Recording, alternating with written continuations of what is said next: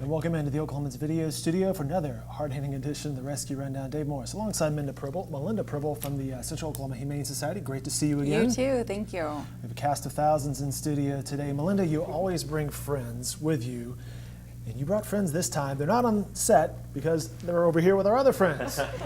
Yes. Melinda, who have you brought with you? These are two puppies out of a litter of actually 8 that will be available for adoption in about a week. So right now we're looking for fosters for them. They can go in pairs of 2, and really they are the cutest things. They are kind of a mix between, we think, some corgi, maybe a little bit of Chihuahua or something small, and even some cattle dog based on some of the coloring. So we don't think that they'll get more than 15 or 20 pounds, so they'll stay pretty small, and their personalities are all across the board, even especially these 2 that we have here today. Yeah, we saw a little stage diving attempt earlier, so they're adventurous. I should mention that our friends here, my colleagues here in the Oklahoman at Big Wing and our help desk, and every week when you come in and you bring a little cat or dog, or a big cat or dog, it attracts attention and smiles, so why not bring them in to exactly. share the love. Now, you mentioned that there's 8 of them, and you would prefer to pair them up. Why is that? You know, they really do a lot better. You know how puppies sound whenever they cry, whenever they get scared, and that happens a lot more if they end up being alone, separated from their litter. And so it actually is a lot easier on the puppy and the foster family for the ease of transition into the home. And so it really just, it helps them not be as scared and get more comfortable. Makes sense. Into the home. All right, so you mentioned these 2 will be up for adoption along with their siblings here in a week or 2, right? Yes. All right, more information can be found at okhumane.org, including more cats and dogs available for adoption. Father's Day is coming up this weekend, and that's this week's topic on the Rescue Rundown. We will run down a list of things to prevent becoming a father if you don't want to be a father. Just to delicately put it, sex ed here on the Rescue Rundown. We're talking spaying and neutering. Yes, absolutely. So it's a really interesting thing. A lot of people, they will get their female cats and dogs spayed because they don't want them reproducing. But oftentimes people will think, oh, I don't need to get my male dog or cat neutered because they aren't capable of having puppies.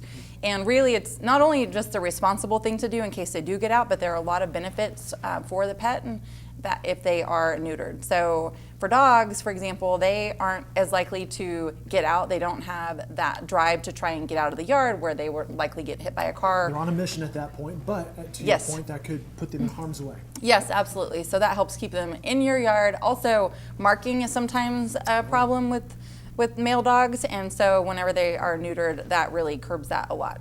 So that's a big thing. And then, of course, once they're neutered, then the chances of reproductive cancers are eliminated, helps keep them healthier that way. And really, it's just...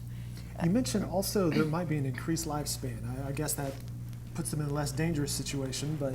Yes, you know, it's one of the things that it's the responsible thing to do for kind of your community, but then it really is kind of just a better choice for somebody to make for their family if you want your pets to live as long as they can. So it's something that will help.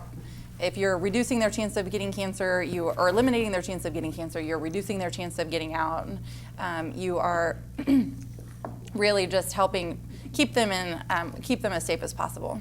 And everybody wants to see what we're seeing on the camera as I put my mic back where it should be after I knocked it down. Animals having fun. So put your cat and dog in a much better place by just taking care of those. Yes, with the yeah, spaying and absolutely. It's also fairly cost effective when you look at the cost of another litter on your hands. You know, puppies are adorable, as we can see here today, but they are time consuming, expensive, and even if somebody ends up having puppies and wants to take those puppies to the shelter once they're old enough, they're still going to have to keep them for 8 weeks with the mother before they can do that. And so really, we have a special right now running for any dog or cat under 6 months old through the end of June is only $20 for their spay or neuter. And a lot of people don't know that cats and dogs can actually reproduce as early as 5 months old. Oh, wow. So it's really important that you do this. So for comparison, how old might these 2 be? They are about 2 months old. Gotcha. So in 3 months. So in 3 months. Theoretically, they could be reproducing, which is too soon. And that just adds to the population. Right. And perhaps some youthless Euthanasia. But cats as well. There's a feral cat population. Yes, so a lot of times, especially with your male cat, a lot of cats, and you know this as a cat owner, that you want for your cats to be able to be outside. Or yours indoor, outdoor, or do they? Mine are all indoor, but some of that's just because the place I live doesn't lend itself to ease of going outside. Okay, no, that makes sense. Well, sometimes if you want for your cat to be able to go out, and it's something that for male cats especially, if they aren't neutered and they do just go hang out in your backyard or something like that, then there's a feral cat population that they may be contributing to without even the owner knowing that. Maybe they're saying, You don't even know what your cat's out in the backyard doing.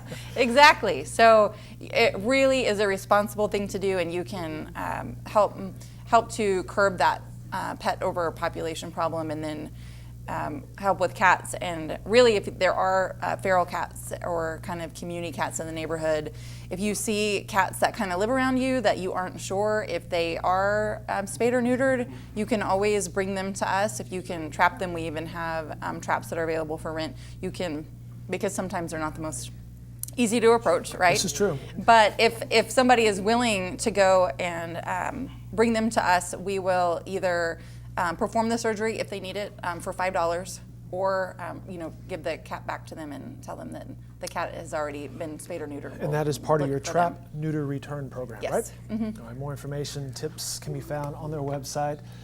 Luke, you have one job over there at okhumane.org. Couple events you guys are involved with coming up, the Whine and Howl.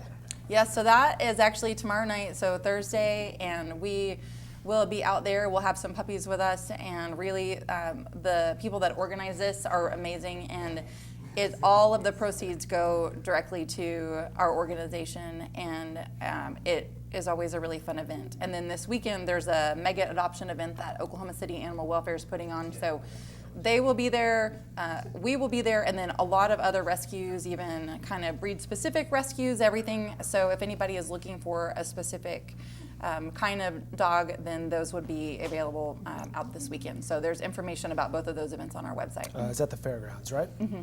Saturday and Sunday. So wealth of information, as always. Melinda Pribble from the Central Oklahoma Humane Society. Luke, what do you think? Fun? I think they're great. Yeah. Love them. By the way, do they have names? Not yet. So this is one of the interesting parts of our program, is that we really try to get to know them a little bit. We actually just got these into our program a couple days ago, and we're trying to get them in foster. So normally our foster families are the ones that kind of see their little personalities, give them their names, and so whoever gets to foster them gets to ultimately decide. And good deal. so yeah, they're All right, good job, gang. I see that both dogs are still present and accounted for, so we'll count this as a success. Melinda, as always, thank you for your time. Thank you. More rescue rundown and information can be found on their website at okhumane.org.